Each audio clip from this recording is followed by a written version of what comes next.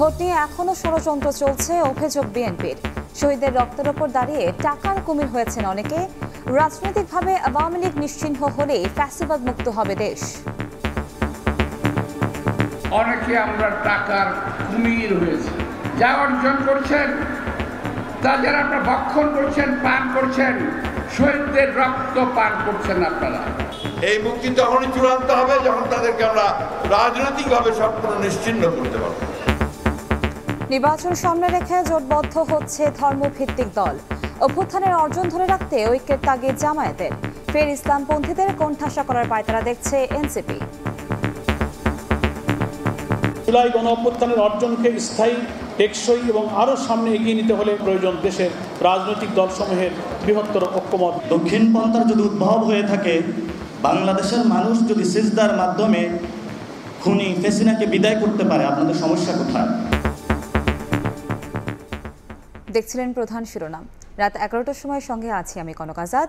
এবার অন্যান্য শীর্ষ সংবাদ। শাহবাগে মোড় আটকে আন্দোলন নিয়ে জুলাই যোদ্ধাদের মধ্যেই প্রশ্ন। দুই পক্ষের মধ্যে বাদরবাদ থেকে হাতাহাতি, হঠাৎ পুলিশের লাঠিপেটা, ৩২ ঘণ্টা পর স্বাভাবিক সড়ক। আওয়ামী লীগের গোপন বৈঠকে জড়িত থাকায় মেজরের বিরুদ্ধে তদন্ত আদালত গঠন। সত্যতা মেলায় নেওয়া হয়েছে সেনা হেফাজতে। রাজনৈতিক সংশ্লিষ্টতা পেলে ছাড় পাবেন না কোনো কর্মকর্তা।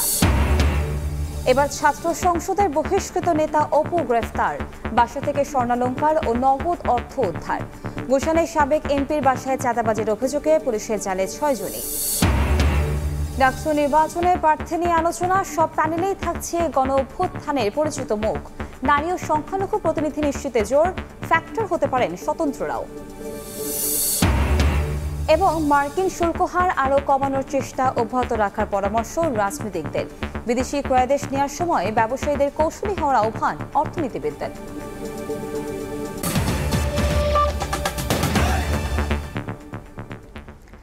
রাজনৈতিকভাবে আওয়ামী লীগকে নিশ্চিহ্ন করতে পারলে ফ্যাসিবাদ থেকে পরিপূর্ণ মুক্তি মিলবে বলে মন্তব্য করেছেন বিএনপির মহাসচিব মির্জা ফখরুল ইসলাম আলমগীর। বিকেলে জুলাই শহীদদের স্মরণে ঢাকা মহানগর উত্তর বিএনপির সমাবেশে এ কথা বলেন তিনি। একই বিষয়ে দক্ষিণ বিএনপির মহাসমাবেশে মির্জা আব্বাস বলেন, শহীদদের রক্তের ওপর দাঁড়িয়ে টাকার কুমির হয়েছেন অনেকে। নির্বাচন নিয়ে এখনো ষড়যন্ত্র চলছে বলেও অভিযোগ করেন তিনি।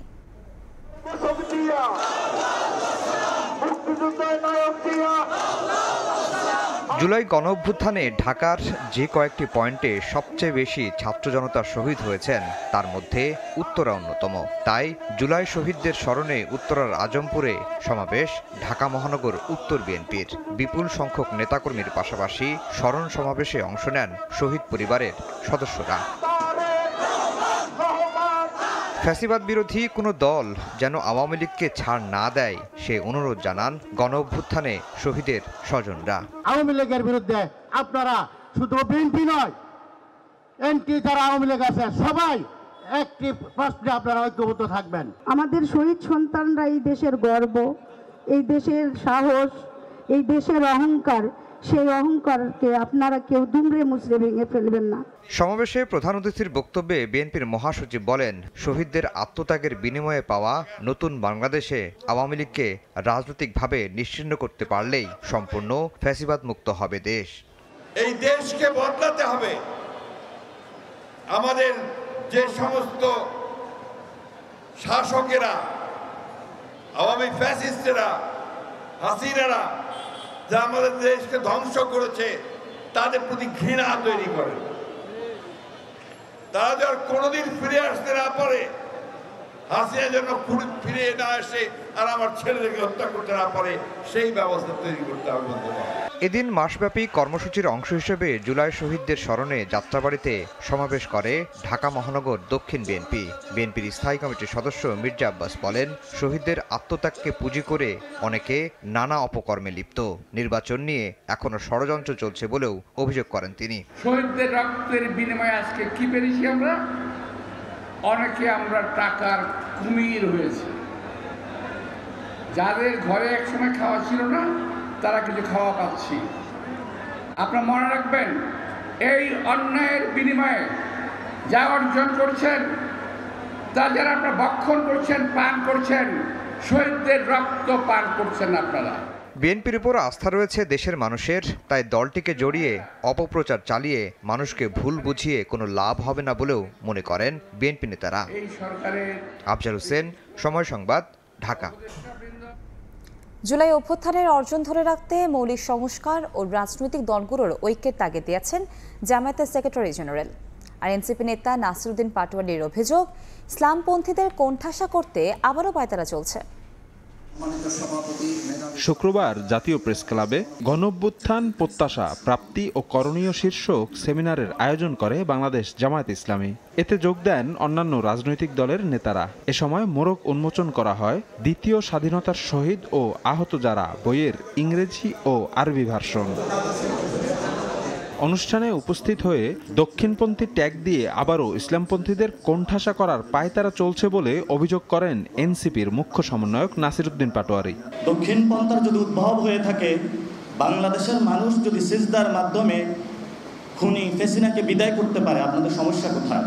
আগামী নির্বাচনে দেশপ্রেমিক ও ইসলামী দলগুলোর জোট হচ্ছে বলে জানান ইসলামী আন্দোলন বাংলাদেশের প্রেসিডিয়াম সদস্য আশরাফ আলী আকন। এই সাদাবাজ, দুর্নীতিবাদ, সন্ত্রাসীরা আগামীতে ক্ষমতা আসতে না পারে, এই জন্য আমরা দেশপ্রেমিক ইসলাম এবং ইসলামী দলগুলির মধ্যে একটা অটুট আমরা ঐক্য করার আমরা প্রত্যয় ব্যক্ত করছি। সেমিনারে মূল প্রবন্ধ পাঠকালে জামাতের সেক্রেটারি জেনারেল বলেন, জুলাইয়ের অর্জন টেকসই করতে রাষ্ট্রের মৌলিক সংস্কার ও রাজনৈতিক দলগুলোর ঐক্য জরুরি। আওয়ামী সরকারের মতো ফ্যাসিস্ট শাসনের উদ্ভব যাতে না হতে পারে, সেজন্য প্রথমেই প্রয়োজন মৌলিক রাষ্ট্রীয় সংস্কার। এজন্য প্রয়োজন দেশের রাজনৈতিক দলসমূহের বৃহত্তর ঐক্যমত গড়ে তোলা। সেমিনারে জুলাই অভ্যুত্থানের শহীদদের অর্ধশত পরিবার এবং আহতরা উপস্থিত ছিলেন।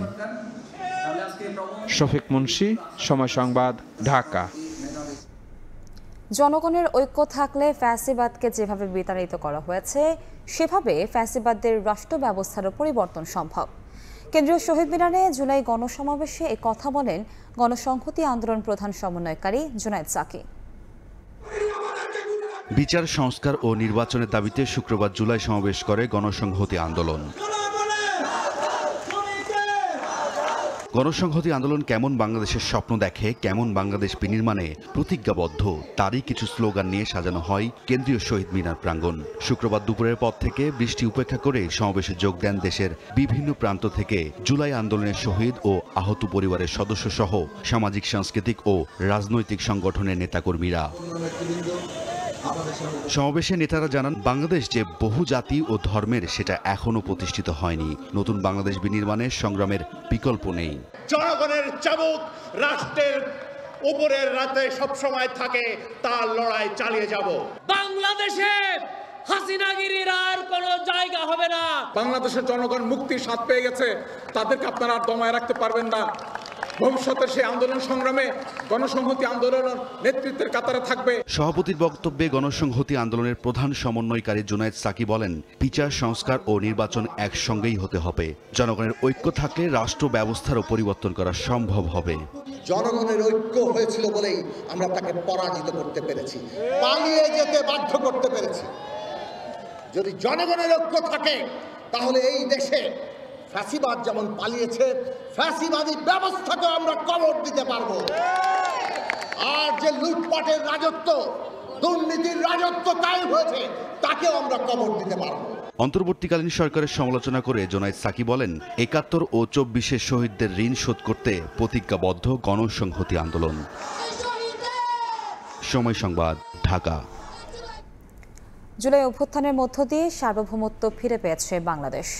সোহরাওয়ার্দী উদ্যানে সাইমুম শিল্প গোষ্ঠীর আয়োজনে জুলাই জাগরণ শীর্ষক কালচারাল ফেস্ট উদ্বোধন করে এ মন্তব্য করেন সংস্কৃতি বিষয়ক উপদেষ্টা। আর প্রেস সচিব বলেন, সাংস্কৃতিক লড়াইয়ে হেরে গেলে ফের মাথা চারা দেবে ফ্যাসিবাদ। পুলিশের এপিসি থেকে ফেলে দেওয়া হচ্ছে জুলাই অভ্যুত্থানের শহীদ ইয়ামিনের মরদেহ। সাভারে পুলিশের এমন নির্মমতার দৃশ্য দেখে আঁতকে উঠে দেশবাসী। বছর ঘুরে আবারও সেই দৃশ্য যেন জীবন্ত হয়ে ধরা দিয়েছে সোহরাওয়ার্দী উদ্যানে। সাইমুম শিল্পী গোষ্ঠীর আয়োজনে সাংস্কৃতিক উৎসব জুলাই জাগরণে ডিজিটাল প্রযুক্তির মাধ্যমে ফুটিয়ে তোলা হয় সেই দৃশ্য। বুকের মধ্যে একটু আঁতকে উঠলো মনে হলো ছবিগুলো দেখে। গণ অভ্যুত্থানে যেগুলো হয়েছিল, আমরা যেগুলো চোখে দেখেছি, সেগুলো সব এখানে তুলে ধরা ধরা হয়েছে। যাত্রাবাড়িতে ভ্যান ভর্তি লাশের স্তূপ আর ফার্মগেটে রিকশায় করে নিয়ে যাওয়া শহীদ নাফিসের ঝুলন্ত মরদেহের প্রতিকৃতিও স্থান করে নিয়েছে প্যাভিলিয়নে, যা দেখে এখনো গা কাটা দিচ্ছে দর্শনার্থীদের। এরপরে যারা স্বৈরাচার হতে চাও হাসিনাকে দেখে শিক্ষা নাও। প্রতীকী আয়নাঘরও স্থান পেয়েছে সাইমুমের সাংস্কৃতিক উৎসবে। গোপন বন্দিশালার নির্যাতনের বিভিন্ন আলামত ফুটিয়ে তোলা হয়েছে নিখুঁতভাবে। এখানে আসলে মানুষ বুঝতে পারবে আসলে তার মানে মানুষকে অত্যাচারের ধর্ম মানুষ কেমন ছিল।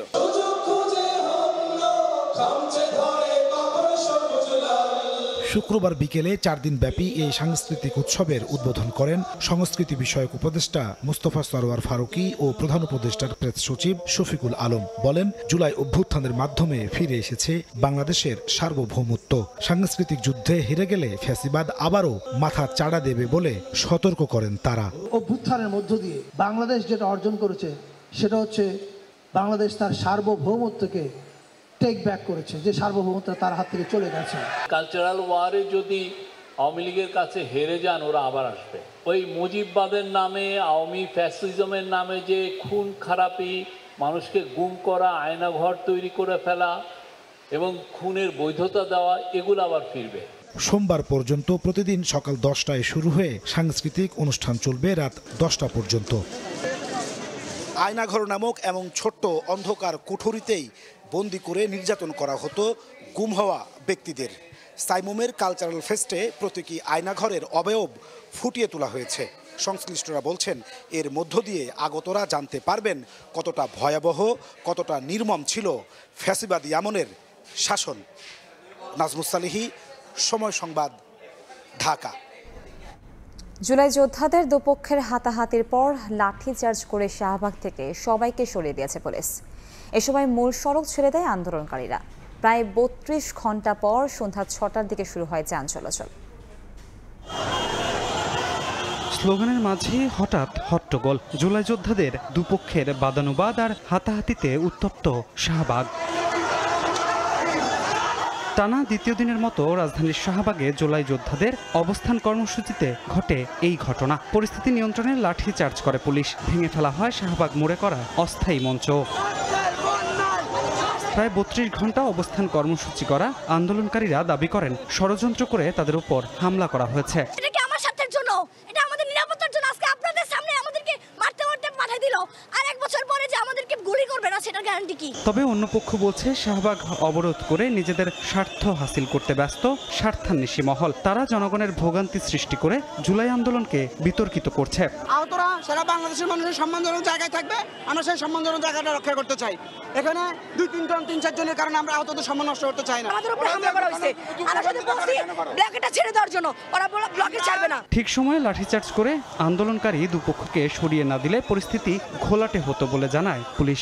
আমরা চাইছিলাম যে দুই পক্ষের মধ্যে যেন হতাহত না হয়, সংঘর্ষ না হয়। এর আগে সারাদিনই মঞ্চে দাঁড়িয়ে দাবি আদায়ে বিভিন্ন স্লোগান দেন জুলাই যোদ্ধা ও শহীদ পরিবারের সদস্যরা। আমরা কি চেয়েছি? আমরা কোনো শহীদ পরিবার এই রাষ্ট্র চেয়েছি না? কোনো শহীদ পরিবাররা সচিব হইব, মন্ত্রী হইব, তা তো চাই না। শহীদদের সম্মান একটা হচ্ছে জুলাই ঘোষণাপত্র, একটা জুলাই সনদ। শুক্রবার শাহবাগ মোড় অবরোধ করে রাখলেও খোলা রাখা হয়েছিল ইউটার্নগুলো। ফলে মোড়ের চারপাশে যান চলাচল ছিল স্বাভাবিক। ধ্রুব ব্যানার্জি, সময় সংবাদ, ঢাকা। কার্যক্রম নিষিদ্ধ আওয়ামী লীগের গোপন বৈঠকে জড়িত থাকার অভিযোগে এক মেজরের বিরুদ্ধে তদন্ত আদালত গঠন করেছে সেনাবাহিনী। আইএসপিআর এর বিজ্ঞপ্তিতে জানানো হয়, প্রাথমিক সত্যতা মেলায় তাকে সেনা হেফাজতে নেওয়া হয়েছে।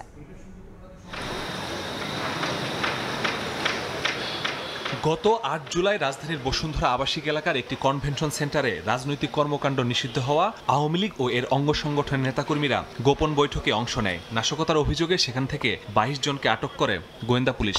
আটককৃতদের জিজ্ঞাসাবাদে জানা যায়, সেই বৈঠকে নাশকতার প্রশিক্ষণ দিয়েছেন সেনাবাহিনীর একজন মেজর। পরে অভিযোগের সত্যতা পেয়ে 17 জুলাই রাজধানীর উত্তরা নিজ বাসা থেকে সেই মেজরকে হেফাজতে নেয় সেনাবাহিনী। বৃহস্পতিবার সেনা সদরের ব্রিফিংয়ে বিষয়টি সামনে আসে। আর্মির হেফাজতেই সে আছে। শুক্রবার এক প্রেস বিজ্ঞপ্তিতে আইএসপিআর জানায় সেই সেনা কর্মকর্তার রাজনৈতিক সংশ্লিষ্টতার অভিযোগে গঠন করা হয়েছে তদন্ত আদালত। এরই মধ্যে মিলেছে অভিযোগের প্রাথমিক সত্যতা। পূর্ণ তদন্ত সমাপ্তির পর প্রাপ্ত তথ্য প্রমাণের ভিত্তিতে ওই মেজরের বিরুদ্ধে সেনাবাহিনীর প্রচলিত আইন ও বিধি অনুযায়ী যথাযথ শাস্তিমূলক ব্যবস্থা গ্রহণ করা হবে। তদন্ত চলমান আছে, দোষ প্রমাণিত হলে নিঃসন্দেহে সেনাবাহিনী প্রচলিত নিয়ম অনুযায়ী তার বিরুদ্ধে ব্যবস্থা গ্রহণ করবে। এদিকে এ বৈঠকের পর থেকেই নড়েচড়ে বসেছে পুলিশের বিশেষ শাখা এসবি। নাশকতার আশঙ্কায় রাজধানীতে 11 দিনের বিশেষ অভিযান শুরু করেছে ডিএমপি। মাসুদুর রহমান, সময় সংবাদ, ঢাকা। গুলশানের সাবেক এমপির বাসায় চাঁদাবাজির অভিযোগে গণতান্ত্রিক ছাত্র সংসদের বহিষ্কৃত নেতা জানি আলম অপুকে গ্রেফতার করেছে পুলিশ। এ নিয়ে 6 জনই গ্রেফতার হলো। সম্প্রতি শাম্মী আহমেদের কাছে 50 লাখ টাকা চাঁদা দাবি করে ছাত্র সংগঠনের 6 সদস্য।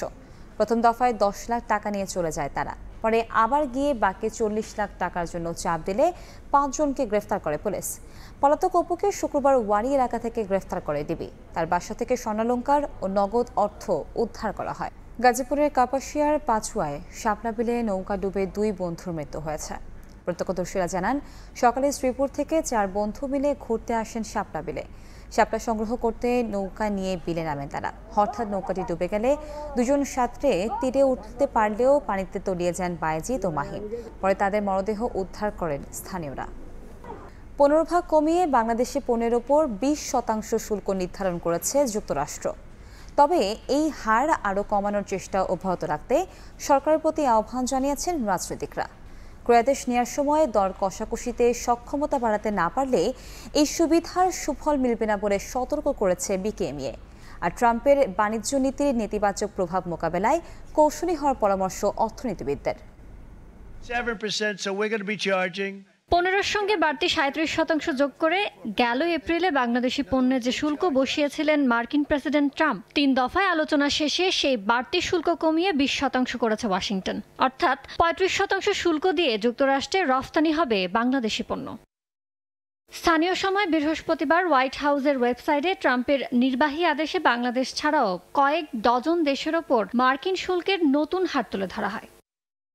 একে ধারাবাহিক আলোচনার সফলতা হিসেবে উল্লেখ করে সরকার। তবে শুল্ক হার আরও কমানোর চেষ্টা অব্যাহত রাখার পরামর্শ রাজনীতিকদের। এটাকে আরো কিভাবে ইমপ্রুভ করা যায় আগামী দিনে, ওদের নেগোসিয়েশনের মাধ্যমে, আমাদের ক্যাপাসিটি বিল্ডিং এর মাধ্যমে।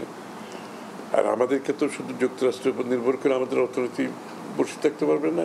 এদিকে বাংলাদেশের কূটনৈতিক তৎপরতাকে সফল হিসেবে দেখছেন রফতানিতে চাপে পড়া ব্যবসায়ীরা। সফল নেগোসিয়েশন হয়েছে বাংলাদেশের জন্য। আমাদের রপ্তানিকারকদেরকে খুব সতর্ক থাকতে হবে, এই বর্ধিত ট্যারিফটা কোনোভাবেই কোনো অংশ যেন বায়াররা, ক্রেতারা আমাদের উপর চাপাতে চেষ্টা না করে। অতিরিক্ত শুল্ক আরোপের যে একটা উদ্যোগ মার্কিন প্রশাসন থেকে, প্রেসিডেন্ট ট্রাম্প থেকে নেওয়া হয়েছে, এটার ফলে কিন্তু সামগ্রিকভাবে বিশ্ব যে বাণিজ্য ব্যবস্থা, এটার উপরে একটা প্রভাব পড়বে।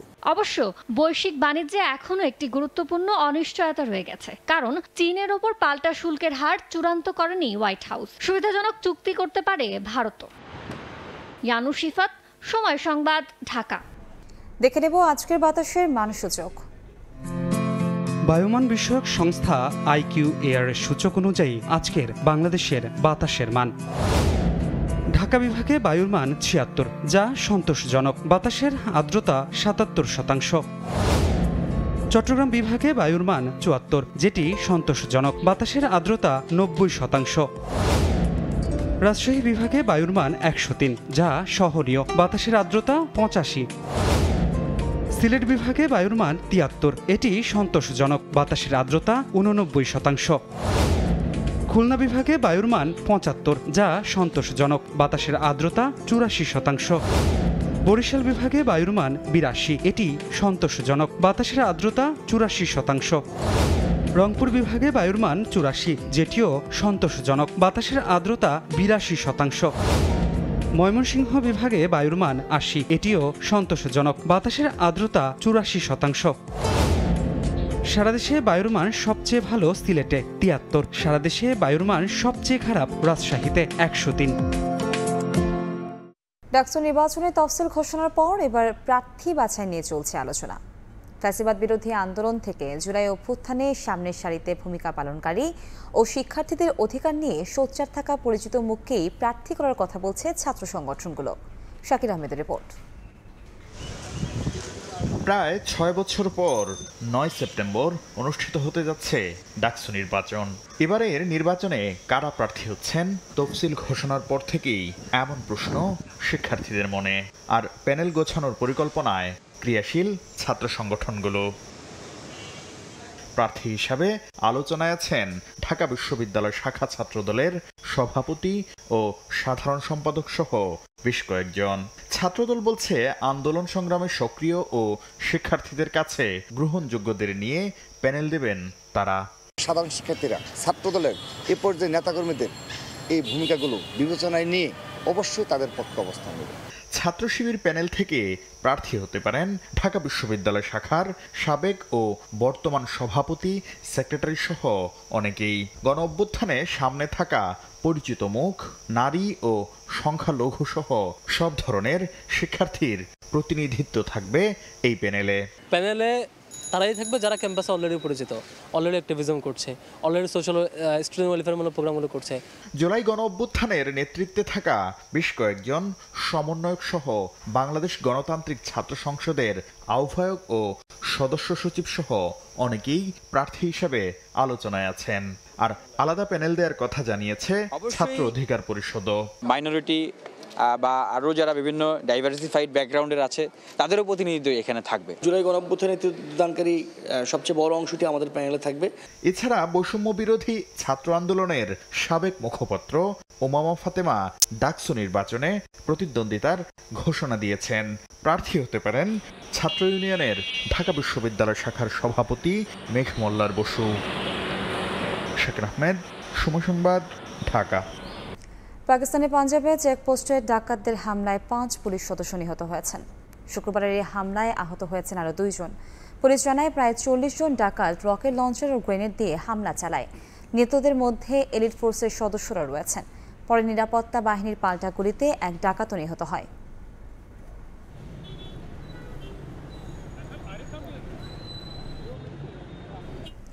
এতক্ষণ দেখছিলেন দেশ বিদেশের খবর।